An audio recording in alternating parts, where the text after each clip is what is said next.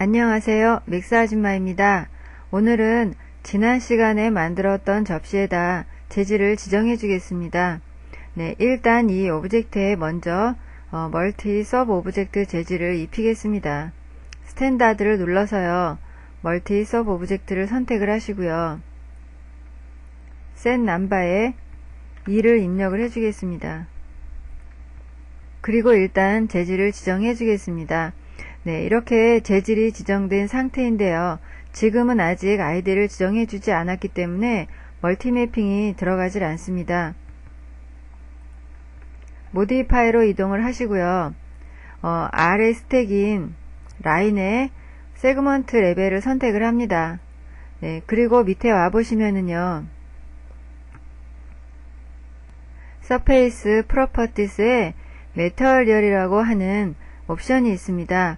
네, 이것은 지난 시간에 에디트 메쉬에서 여러분들이 한번 보셨는데요. 이 쉐입의 세그먼트에도 와보시면 역시 같은 옵션이 있습니다. 네, 여기서 아이디를 지정해 주겠는데요. 금속 재질이 들어가게 하고 싶은 부분을 선택을 하겠습니다. 네, 이렇게 세그먼트를 선택하고 보시면은요. set id에 1번이라고 되어 있습니다. 네, 이번에는 그냥 1번을 쓰겠습니다. 네, 다시요. 그 메뉴바에 에디트에 그 셀렉트 인버트를 선택을 하시고요. 나머지에다가는 2번을 입력하겠습니다. 예, 이제는 다시 세그먼트 레벨을 한 번 더 클릭을 해서 비활성화를 시켜 주신 후에요. 다시 재질 편집기 대화창을 열겠습니다. 네, 그리고요. 레이스를 선택을 하시고요. 일단 먼저 그 색깔부터 바꿔보겠습니다. 네, 그런데요. 이렇게 색을 바꿔주면 당연히 1번과 2번에 각각 그 지정해준 색깔로 바뀌어야 되는데요. 1번 재질인 이 파란색이 입혀졌습니다.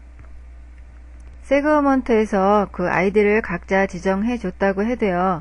정작 면을 입혀주는 레이드에서요. 이 지정해준 아이디를 사용하겠다고 하는 옵션을 선택을 해 주셔야 비로소 원하는 재질이 들어가게 됩니다.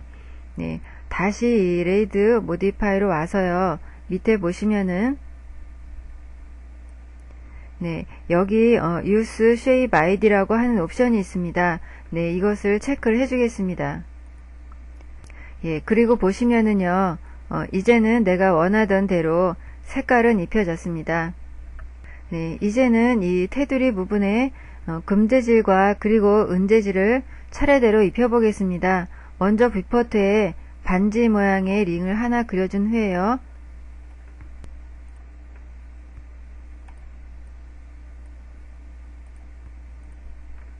세그먼트도 올려주겠습니다. 네, 다음에는요. 금 재질로 지정을 해주고 싶은 이 1번 아이디를 클릭을 해서 들어가겠습니다. 쉐이더에서요. 메탈을 선택을 하시고요. 디퓨즈의 색깔 상자를 눌러서 제가 미리 만들어 놓은 수치를 입력을 하겠습니다.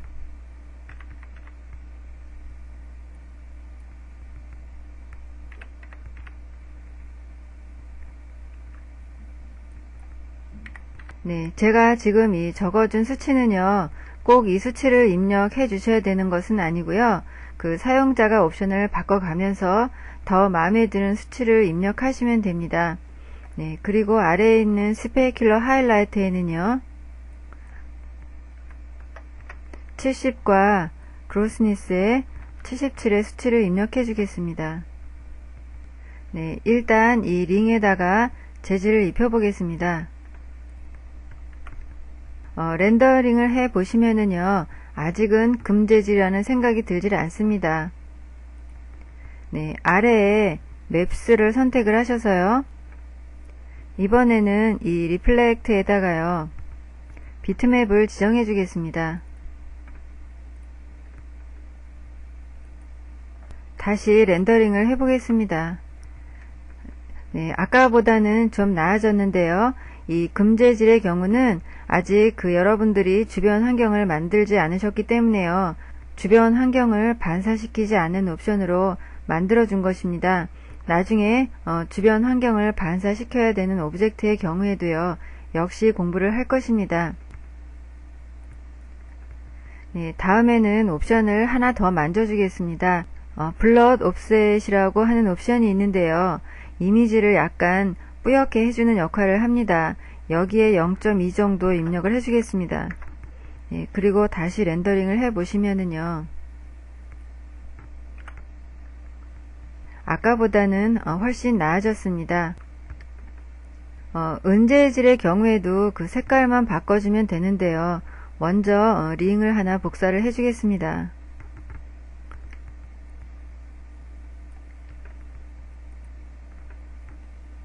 그리고요, 이 재질 편집기에서 맨 앞에 있는 그 슬롯의 재질을 끌어다가 옆에 있는 슬롯에 그냥 놓으시면 재질이 그대로 복사가 됩니다. 그런데 여러분들이 주의를 하셔야 될 것은요, 이렇게 재질을 복사를 했을 때 보시면 두 개의 재질이 이름이 똑같습니다. 네. 다시 위로 올라가 보시면은요, 네, 01 디폴트 또 두 번째도 역시 이름이 똑같습니다. 네, 이렇게 이름이 똑같으면은요, 다른 하나의 재질을 바꿔줄 때 두 개가 같이 바뀌게 됩니다. 네, 일단 이 지금 선택되어 있는 이 재질을요, 두 번째 오브젝트에 지정을 해주겠습니다. 현재 같은 이름이 또 있다는 이야기인데요. 원래는 여기서 이 아래 옵션을 선택하신 후에 이름을 다른 것으로 주셔야 됩니다. 그렇지만 지금은 옵션 공부가 목적이기 때문에 그냥 이 상태에서 OK를 해주겠습니다. 그리고 색깔을 한번 바꿔보겠습니다. 네, 그러면 보시는 것 같이 이렇게 재질이 같이 바뀌어 버립니다. 네, 언두를 하고요.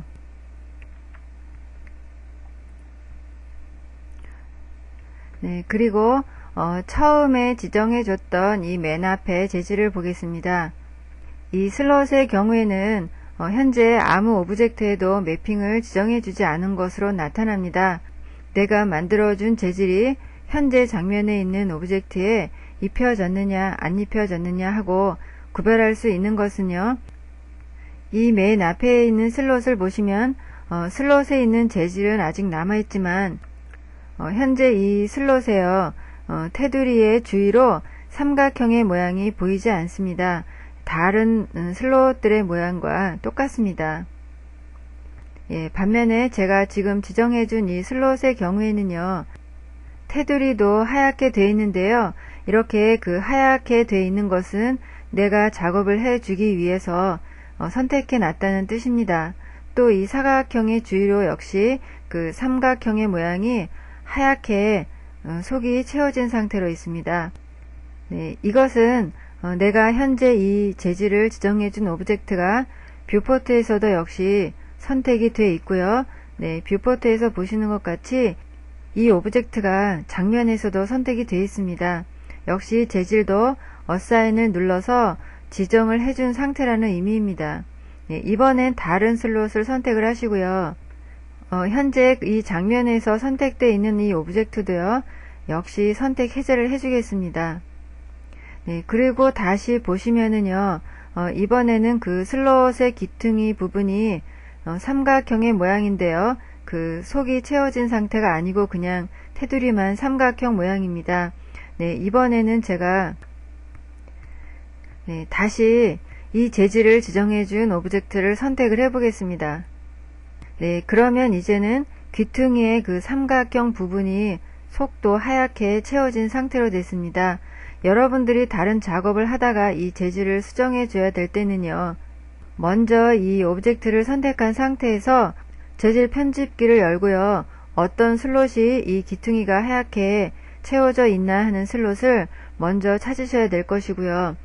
그리고는 당연히 이 슬롯을 선택을 해서 네, 이렇게 핫 상태로 만들어 주신 후에 재질을 수정해 주는 작업을 하셔야 됩니다.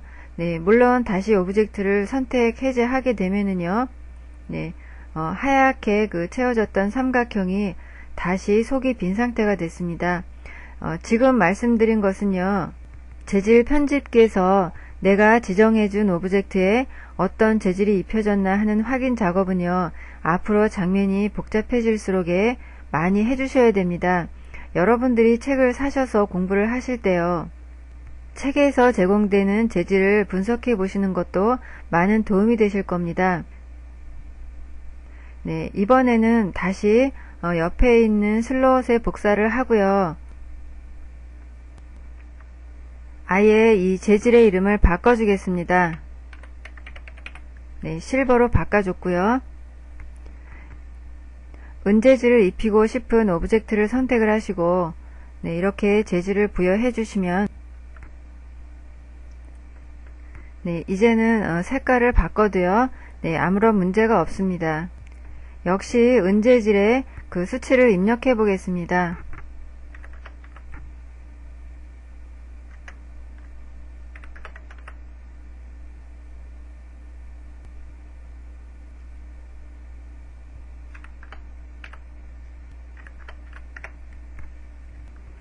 다른 옵션은 그대로 둔 상태로 색깔만 바꿨는데요. 렌더링을 해보겠습니다. 네, 어느 정도 은재질 비슷하게 표현이 됐습니다.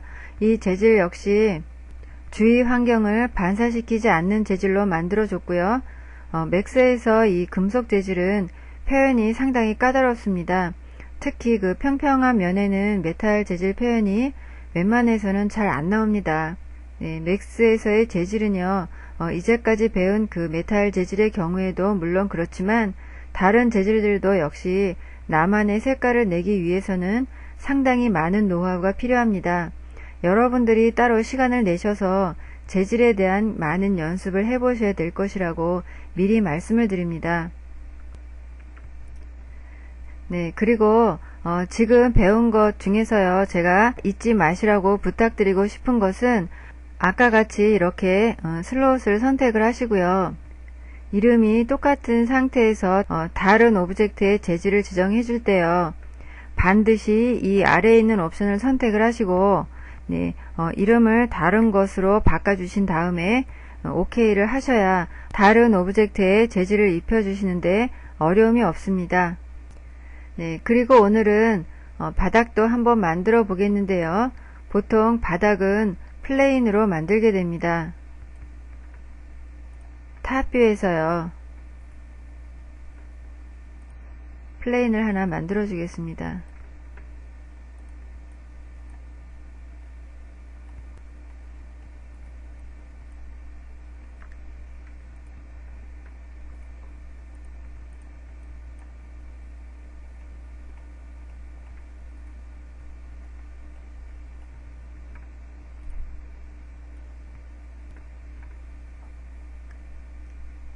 역시 퍼스펙티브에서 이렇게 돌려보시면 아랫면은 보이지가 않습니다. 네, 이 플레이는 이렇게 바닥을 표현할 때 적당하고요.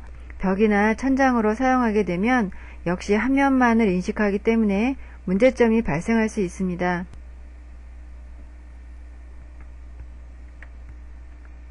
역시 슬롯을 하나 선택을 하시고요.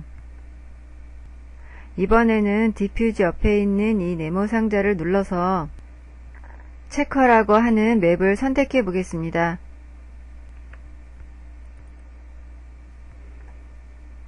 네, 바닥을 선택을 하시고요. 재질을 지정해 주겠습니다. 뷰포트에서 보이도록 해주시고요. 네, 근데 무늬가 너무 크게 들어갔습니다. 타일링 값을 한 10 정도로 주겠습니다. 네, 그리고 보시는 것 같이 그냥 이 색깔 그대로 쓰셔도 괜찮고요. 색깔 상자를 눌러서 마음에 드는 색으로 바꿔서 쓰셔도 괜찮습니다. 네, 또한 이 맵스라고 하는 그 아래의 네모 상자를 눌러서요, 내가 원하는 비트맵을 지정해 줄 수도 있습니다. 네, 그리고 렌더링을 다시 해보시면은요, 네, 역시 이 나무 무늬가 너무 흐릿하게 들어갔는데요. 네, 이건 역시 하나의 작은 매핑이 이 전체를 덮었기 때문이고요. 아까 체커의 타일을 10으로 준 것 같이요. 똑같은 크기의 매핑을 주기 위해서 역시 여기서도 10으로 입력을 해주겠습니다. 네, 그리고 다시 렌더링을 해보시면은요.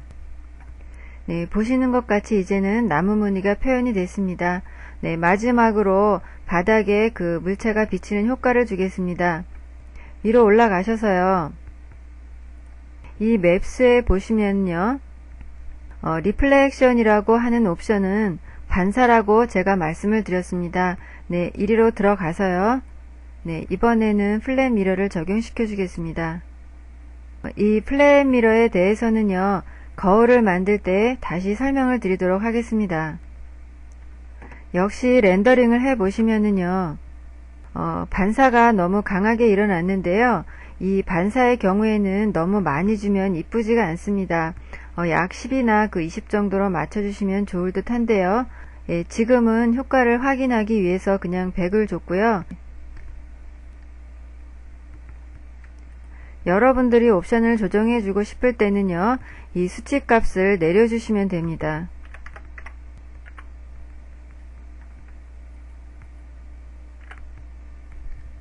네, 지금 이 장면에는 아직 그 조명 작업을 해주지 않았기 때문에요. 좀 떠 보이는데요. 조명 작업은 나중에 당연히 배울 것입니다. 네, 오늘은 여기까지 하겠습니다. 오늘 배운 여러가지 수치값들은요. 여러분들이 여러 번 바꿔보시면서 마음에 맞는 재질을 만드시기 바랍니다. 네, 수고하셨고요. 다음 시간에 뵙겠습니다.